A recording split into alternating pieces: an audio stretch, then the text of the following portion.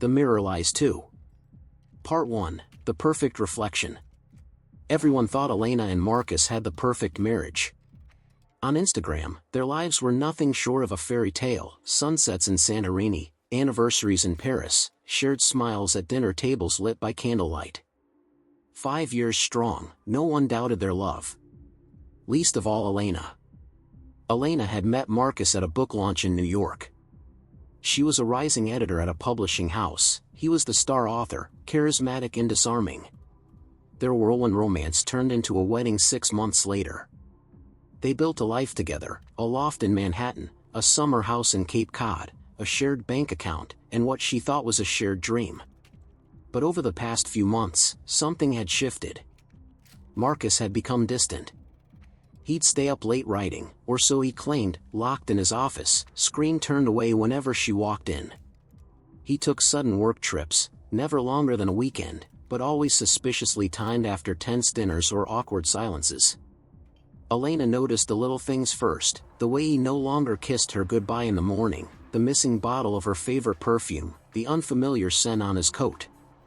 It wasn't until she found the hotel receipt in the pocket of his jeans, one from a hotel just 20 minutes away, that her world began to crack. Elena didn't confront him immediately. She watched. She waited. She followed him one evening, heart pounding, hands shaking, phone camera ready. He went to her. A woman with long dark hair and the kind of laugh that could shatter glass. Elena stayed outside, unseen, watching them through the restaurant window, as he touched the woman's hand the way he used to touch hers. Back at home that night, she didn't cry. She sat in the dark, listening to the silence of their perfect apartment, remembering all the nights she'd slept beside a liar. But this wasn't the end.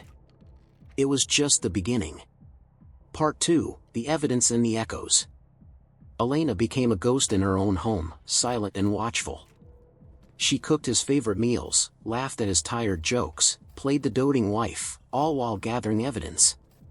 Not out of revenge, but for clarity. She needed to see the full picture. She needed to understand why. Marcus never suspected. He thought he was careful. He didn't realize Elena had placed a small recorder in his car, or that she had access to his cloud backups. Within 2 weeks, she had voice messages, blurry photos, hotel records, and even a copy of a handwritten note she found under his car seat that read, "I hate pretending I'm the other woman. Leave her already." The woman's name was Clara. A yoga instructor from Brooklyn. Younger. Freer. The kind of woman who would never wait for anyone's approval to live her life. Elena studied her Instagram like a textbook.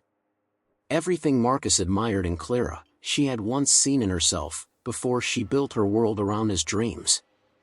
But what haunted Elena most wasn't the betrayal. It was the familiarity.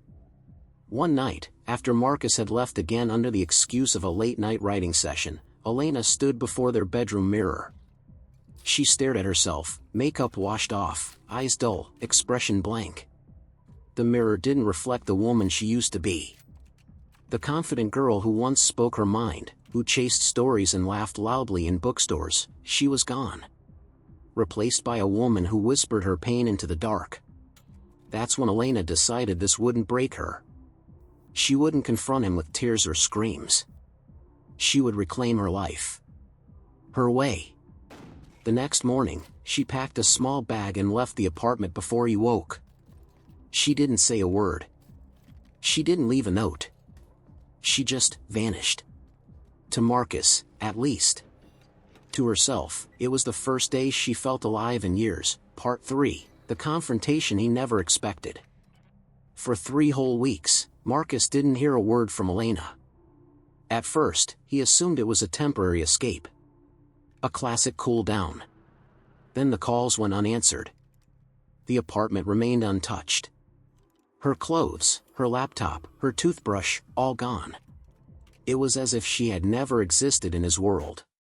He panicked, not because he missed her, but because he realized he had no control anymore. Meanwhile, Elena wasn't hiding. She was healing. She moved into a small Airbnb by the coast. She spent mornings reading on the porch, afternoons walking barefoot along the sand. She found an old notebook in her bag, and began writing again. Not just journaling, really writing. Stories poured out of her. Stories about women who weren't afraid to walk away. About silence that screamed. About betrayal that sharpened into clarity. One night, while scrolling through Clara's social media, she noticed something strange. The photos of Marcus had stopped. No couple selfies. No flirty captions.